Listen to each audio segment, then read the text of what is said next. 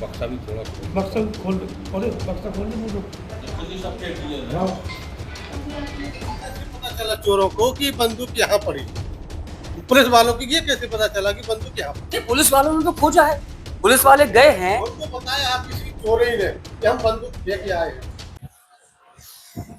हमीरपुर जिले के राट कस्बे में एक बार फिर से चोरों ने एक घर को निशाना बना लिया। बता दूं कि उस घर को निशाना बनाया है जो हमारे देश के कभी जवान हुआ करते थे, एक्स इंडियन आर्मी के घर को निशाना बनाया। मैं इस वक्त खड़ा हूं उसी मकान पर जो मेरे पीछे बना हुआ है। ये नहर बाईपास में ये मकान स्थित है। ये अपने पत्नी को दिखाने के लिए कानपुर बच्चों के साथ गए हुए थे। घर एकदम से सूना था। इसी सूने मकान में जब वो रात्रि के 11 बजे वापस लौटते हैं तो उनके होश उड़ जाते हैं, क्योंकि उनके घर में रखा हुआ जो भी सोने चांदी का आभूषण था वो चोर ले जाकर फुर हो चुके थे। लेकिन उनके घर में रखी हुई एक जो लाइसेंसी बंदूक थी, डबल बैरल जिसको दोनालू बोलते हैं, वो भी चोर घर से ले गए थे। आइए मैं आपको दिखाता हूं अंदर की क्या स्थिति, क्या हालात है। मेरे साथ बने रहिए आप। थोड़ा सा चलते आइए, मैं दिखा देता हूँ। उस जगह लेके चलता हूँ जहां पर ये सारी घटना चोर ने इसको अंजाम दिया था। आप चलते आइए जरा, दिखाता हूं मैं आपको।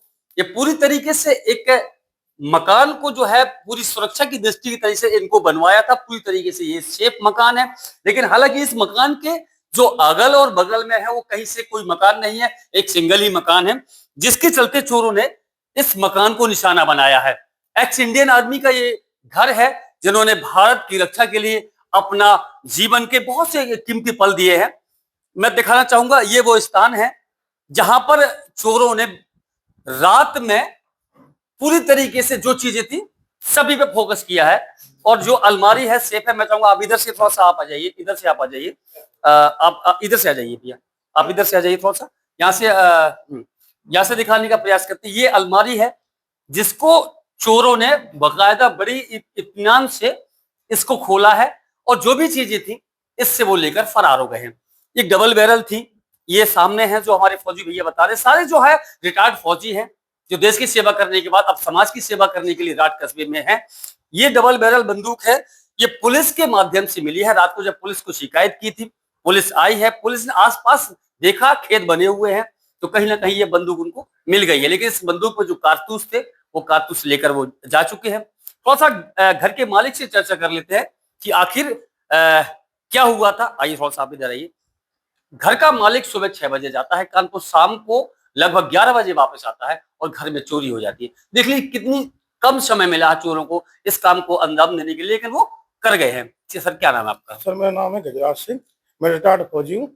मेरी पत्नी 1 महीने से बीमार चल रही है, तो मैं कल उसका बीपी 300 हो गया था, तो मैं अचानक घबराहट के मारे उसको लेके चला गया। कानपुर गए थे? कानपुर गया था। कितने बजे निकले हम? मैं यहाँ से निकला था 5:45 पे। ठीक है। तो 6 बजे मुझे गाड़ी मिली, 10 बजे वहां पहुंच गया। वापस कब आया? वापस आया मैं 11:30 पे। उसी दिन? उसी दिन आया, 25 तारीख को ही। ठीक है। फिर आपने क्या देखा? 3 तारीख को मैंने देखा कि घर का ताला, मैंने मेन गेट का लगा हुआ था, जो मेन गेट के बगल में ताला है वो उस कुंडी खुली हुई थी।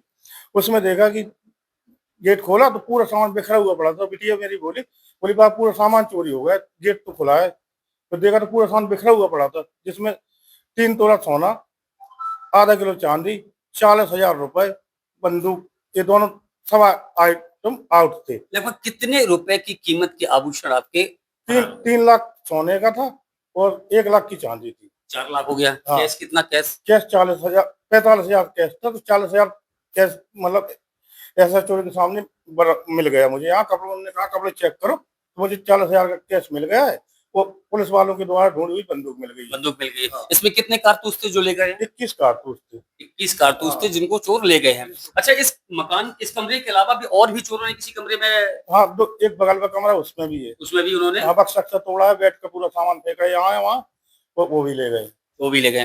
पुलिस का क्या कहना है? पुलिस कह रही थी कि हम कल आएंगे और कैमरों की मदद से चेक करेंगे और उनकी नामदर्जी रिपोर्ट करेंगे। अच्छा, इतना सेफ मकान आपने बनाया, शायद कहीं से मेरे हिसाब से आने की उम्मीद तो है नहीं, पर ये चोर जो है कैसे दाखिल हो गए हैं आपके इस मकान में?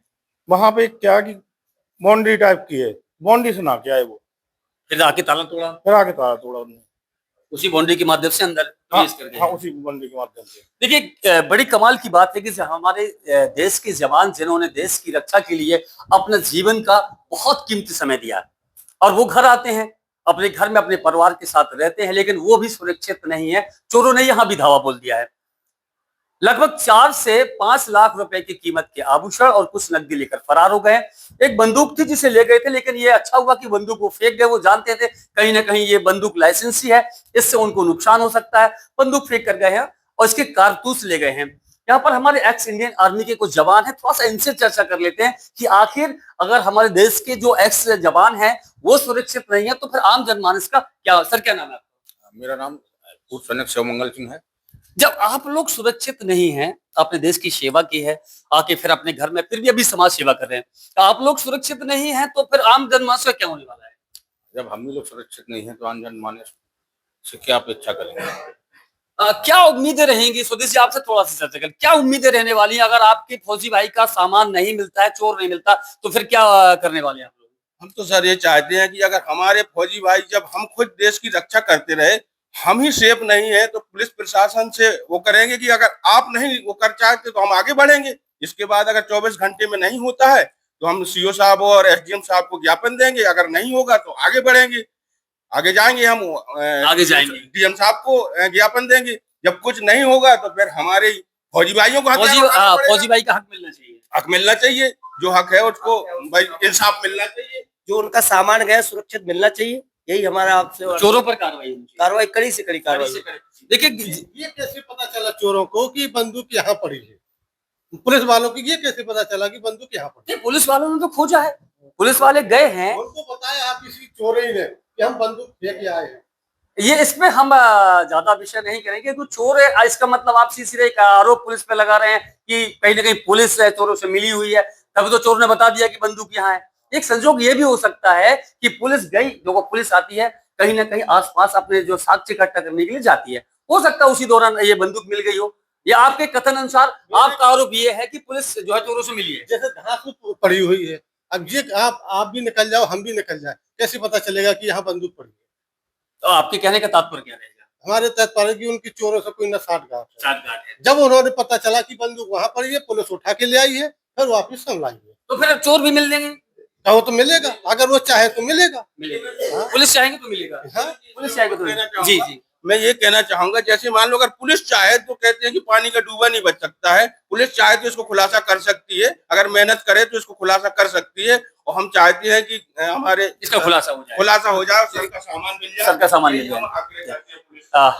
चोरों के हौसले इस वक्त राट कस्बे में लगातार बढ़ रहे हैं।